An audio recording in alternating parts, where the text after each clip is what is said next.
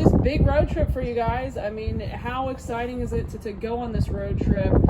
I mean, before we really start heating up with ACC play and kind of fine-tuning some things before that second half of the season starts.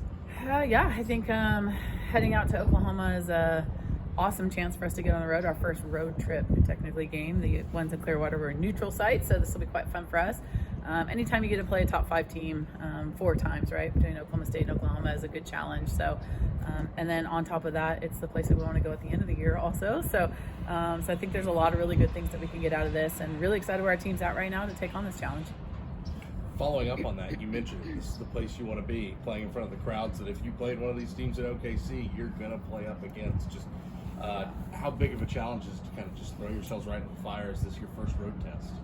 Yeah, I think the challenge for us will be a little bit different because you're going to have fans in the outfield on both parks, and that's a little bit new for us here, even though our parking garage people and the people on the street are awesome, but they're going to be right in our face. It's going to be a pretty hype game, so I think that's a pretty good challenge, but on the fact that they're just really good ball club, Oklahoma State, Maxwell's an amazing pitcher, and Guilfoyle, we've seen her before, amazing pitcher.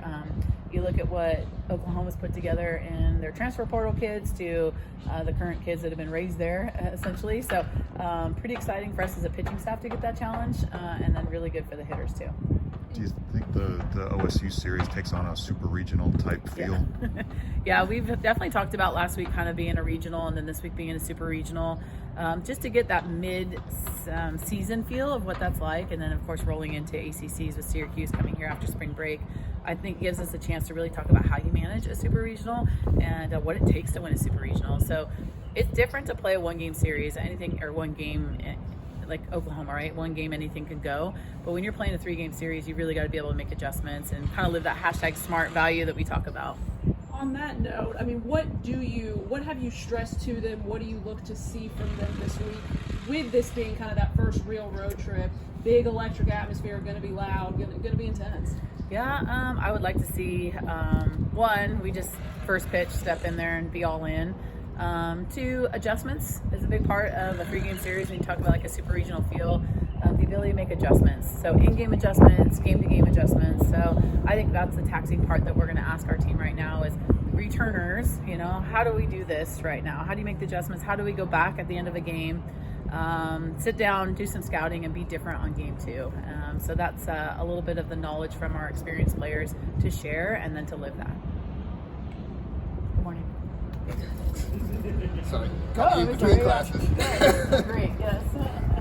So, Coach, you're going to handle your pitching staff kind of the same way you have been, Yeah. Because this year has been a little bit different. You got 7 different pitchers you can go to. You're going to try to get them all in, get their feet wet, or how do you think you're going to handle that? Yeah, you're always on the pitching staff. So, I mean, I think if you look around the country right now, pitching's been a little bit different.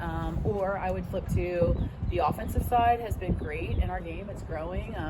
What used to be so good about our game, it was pretty quick. It was 2 hours and 20 minutes and you're in and out. Now we have these wonderful machines called hack attacks. Everyone's got them. Everyone's getting the numbers. Hitters are getting smarter. So now we have to combat that with a little bit different looks in the pitching circle. So yes, I intend to be able to use everybody at some point.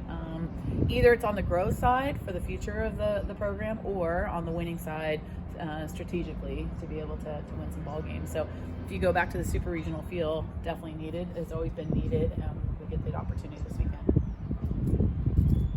So as far as scheduling, I know in the past the ACC hasn't been as good as it's getting to be now. Yeah. And you've scheduled like really aggressively for our priorities is also get your team ready for postseason. Now that the ACC is getting better, you're going to keep doing that? Are we going to keep seeing these type of series against these top 5 teams? Or have you thought about that at all? Yeah, I think when you look at the schedule, it's changed over the years. We've always gone out and played a tough schedule because it really helps you grow throughout the year. So there was a little bit maybe early on in the ACC trying to get a little more RPI games, but there was also the fact that, man, you couldn't have losses going into the World Series. In order to get ranked, in order to get RPI, like the wins weighted so much. Now you're seeing more teams go in, maybe 12, 15, 18 losses, getting a chance at the World Series. So people are taking more of a chance at playing a tougher schedule that's going to make them better down the line. So I think there's a look to, 9 RPI right now. So that's a great job on our part. It's a combination of wins, combinations of road games, combination of teams. it'll all start to pan out. It's going to make our conference stronger because of Clemson and Vautech and Duke, because they're playing those RPI games also. So now our season really solidifies, our ACC season solidifies our record and gives us a chance later. So I think we're on a win-win, how we've grown as a conference and the schedules that we're playing.